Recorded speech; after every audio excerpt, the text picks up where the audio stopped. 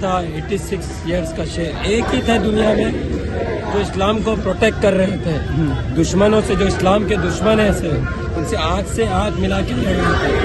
اور یہ لڑائی ہے نا، یہ لڑائی ایران کی، فلسطین کی لڑائی نہیں ہے، یہ بیت المقدس کی لڑائی ہے۔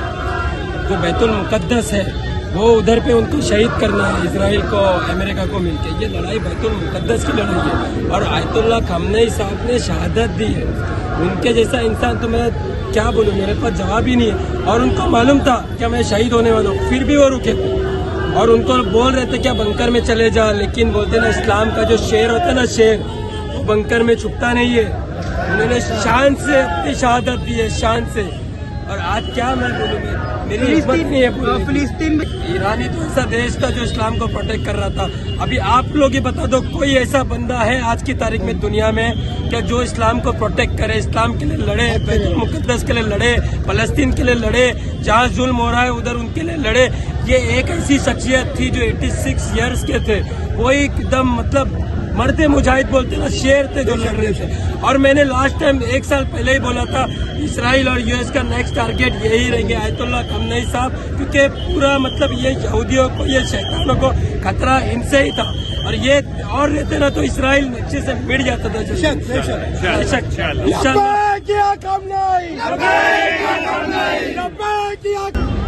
دیکھیے، ایمرجنسی کال پر تمام عوام یہاں پر اکٹھا ہوئی ہے، اور ایک سائلنٹ مارچ کے طور پر ہم لوگ امرت نگر سے وہاں سوہانہ آئے ہوئے۔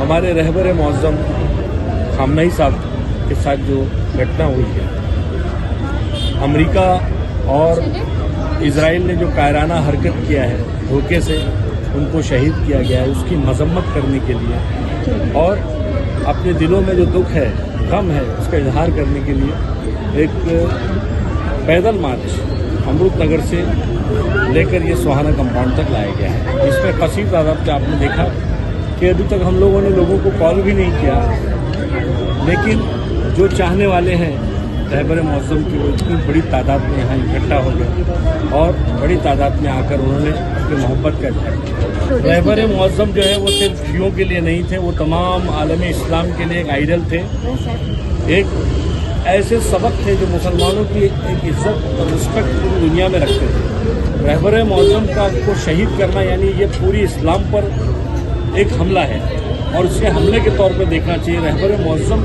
کی شہادت یہ تمام لوگوں کے لیے ایک نصیحت ہے کہ جو حق کی طرف بڑھتا ہے تو حق